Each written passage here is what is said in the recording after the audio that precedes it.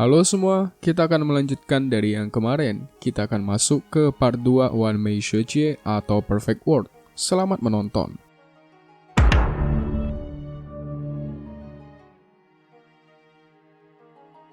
Melanjutkan dari yang kemarin, Shihao dan teman-temannya yang dikejar oleh monster elang bersisik hijau karena telah mencuri telurnya.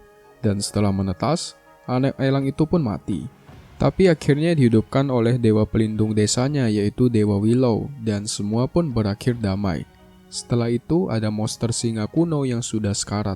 Di sisi lain, Shihao memberi nama ke anak monster elang bernama Ziyun. Dan tiba-tiba dari dalam perutnya mengeluarkan cahaya. Itu adalah namanya rune. Shihao sangat penasaran dengan cahaya itu. Ternyata itu adalah spirit rune binatang. Jika Shihao mempelajari teknik misterius monster, akan sangat membantunya dalam pertarungan nanti. Dan dia setiap hari tanpa henti terus mempelajari teknik itu. Dia pun sudah semakin besar. Dan sekarang dia sudah menguasai teknik elang sisik hijau. Yang dimana sangat cepat untuknya. Tetua pun mengatakan bakat yang luar biasa. Di sisi lain, jiwa milik singa kuno di kedalaman hutan mulai sudah habis. Dan harta karun yang ditinggalkan pastilah sangat menarik. Bahkan buat monster-monster lain yang di sana. Jadi mayat singa kuno itu harta karun yang bukan hanya diincar oleh manusia, tapi monster lain juga mengincar mayatnya. Tetua pun menyuruh agar para pemburu untuk berhati-hati, karena pasti banyak monster yang sudah mengintai. Shihao dari jauh mengikuti para pemburu ke kedalaman hutan.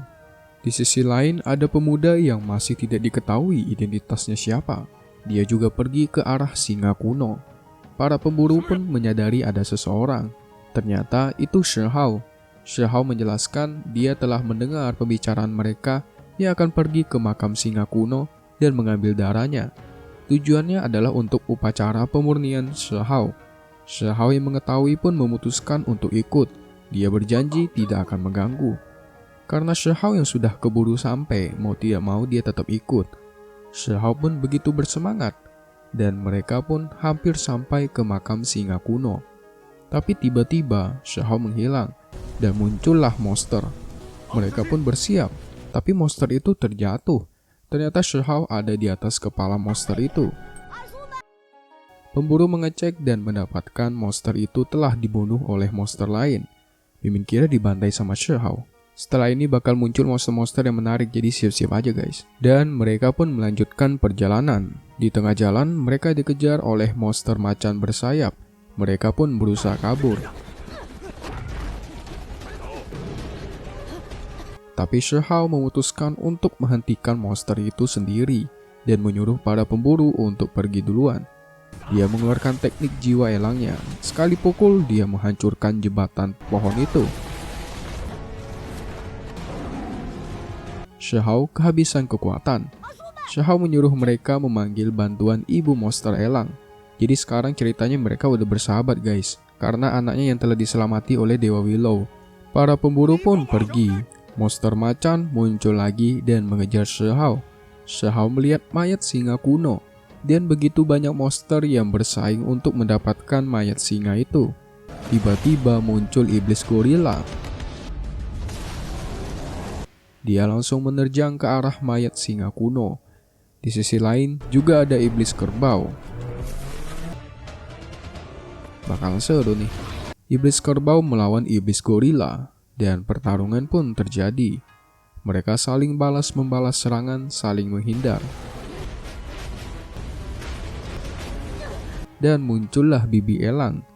Dia menyelamatkan Shihao, tapi pertarungan masih berlanjut. Mayat singa kuno memancarkan cahaya hijau, dan tiba-tiba dia terbangun.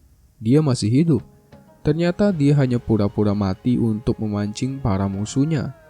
Shihao tidak bisa keluar dari sana karena kekuatan singa kuno, dan singa kuno pun melancarkan serangan area yang begitu kuat.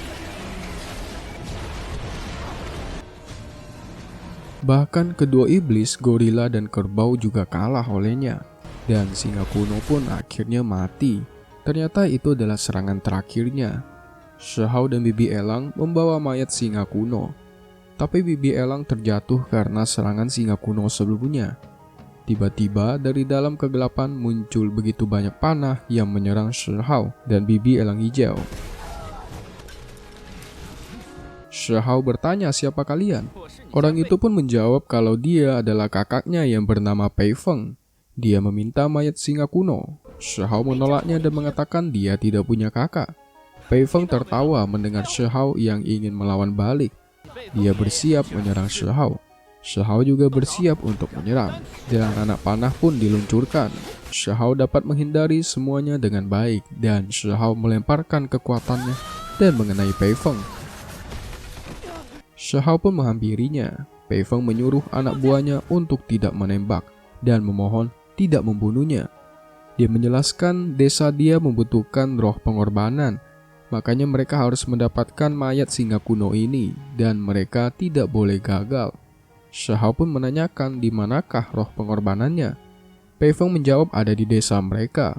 Shihao pun melepaskan mereka dan menyuruh mereka untuk tidak masuk ke wilayah desa batu lagi.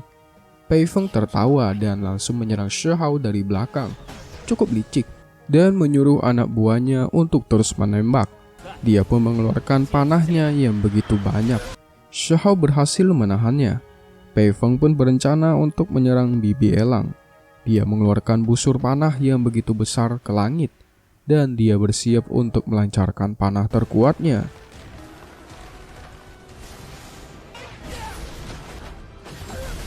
Dan akhirnya mengenai bibi elang. Para pemburu mendengar suara bibi elang dan secepatnya pergi ke arah bibi elang. Shihao yang marah mengeluarkan kekuatan penuhnya. Dia berlari dengan cepat dan berhasil menghindari semua panah. Dan Pei Feng dibantai habis olehnya. Dia mengeluarkan teknik jiwa elang dan berhasil membunuh Pei Feng. Dan akhirnya para pemburu datang. Tapi dalam hutan, tiba-tiba muncul suara yang menakutkan yang mengatakan orang desa batu bodoh berani-beraninya membunuh Pei Feng. Kalian akan membayarnya. Dan tiba-tiba muncullah roh pengorbanan desa Pei. Itu adalah dewa pelindung milik desa Pei. Dari dalam muncul monster kelelawar. Dan pertarungan pun terjadi. Mereka kesulitan melawannya. Monster kelelawar mengeluarkan kekuatan tangan dari langit. Jadi keingat tapak Buddha nih. Shihao berusaha menahan serangan itu. Dalam hal kekuatan mungkin Shihao sebanding dengan kekuatan Tetua Pei. Tapi Tetua Pei adalah orang yang licik dan curang. Belum selesai, Tetua Pei melihat Shihao yang begitu berbakat. Dia pun berencana untuk membunuh Shihao sebelum dia menjadi semakin kuat nanti. Tapi sangat disayangkan roh pengorbanan desa batu tidak bisa keluar. Shihao pun memohon untuk dewa pelindung agar keluar dari desa dan melindungi mereka. Dan benar saja, desa pelindung mereka yaitu desa Willow pun bereaksi. Tetua Pei melancarkan serangannya, tapi tiba-tiba dari langit muncullah dewa pelindung yang berhasil menembus perut roh pengorbanan dan dia akhirnya mati. Setelah itu, tetua dan yang lainnya melakukan upacara. Roh pengorbanan desa Pei telah jatuh. Sekarang mereka tidak mempunyai dewa pelindung lagi. Mereka berterima kasih kepada dewa pelindung Willow. Ngomong-ngomong, nama dewa pelindung mereka itu Dewa Willow ya, soalnya di part sebelumnya Mimin lupa kasih tahu. Dewa Willow pun berbicara. Suaranya adalah suara wanita. Dia mengatakan di situasi yang mendesak, semua orang tidak perlu terlalu sopan. Tapi malapetaka telah mendekat, jadi tidak mungkin lagi bagi kalian untuk tetap tinggal di sini. Tetua pun kaget dan menanyakan malapetaka apa. Dewa Willow menjawab, banyak bertanya tidak membantu. Jadi cepatlah menyuruh semua warga desa untuk bersiap agar menghindari malapetaka yang akan terjadi. Dia melanjutkan, Shihao tidak perlu gelisah. Dia yang ingin berbuat jahat, kamu tidak perlu ragu menghabisinya. Tapi Shihao menjawab, dia teringat kalau orang yang dia lawan pasti punya ayah dan ibu juga. Dan mereka pasti akan sedih akan kematian anaknya nanti. Dia pun bertanya, di manakah ayah dan ibunya? Tapi Dewa Willow tidak bisa menjawab. Tetua pun mengatakan, Dewa Willow tidak bisa menjawabnya sekarang. Orang tuamu pasti masih hidup. Selama kamu tetap bertahan hidup dan semakin kuat, kamu pasti akan bisa bertemu dengan orang tuamu kelak nanti. Shihao pun bertekad untuk semakin kuat. Di sini ada penjelasan sedikit nih. Sejak zaman dulu, yaitu zaman kuno, nenek moyang umat manusia sudah berada di dalam tumpukan tulang warisan kuno dari monster-monster kuno. Dan para manusia menemukan yang namanya rune. Sedikit info, rune itu semacam tulisan kuno yang mempunyai kekuatan di dalamnya. Contohnya yang ada di dalam tubuh anak elang. Nah, rune ini mengandung kekuatan yang sangat kuat dari monster primordial sejati. Tapi untuk sepenuhnya memahami kekuatan primordial sejati ini, rune harus dimasukkan ke dalam tubuh. Terus menempanya dengan esensi miliknya sendiri dan membuat agar tubuh bisa berbaur dengan langit dan bumi hingga menjadi satu. Ini disebut sebagai alam transformasi darah. Ingat ya guys, alam transformasi darah. Ini bukanlah proses yang mudah. Shihao sekarang lagi berusaha mempelajari itu. Karena dia mempunyai rune di dalam anak elang, Shihao pun pergi ke tempat latihannya.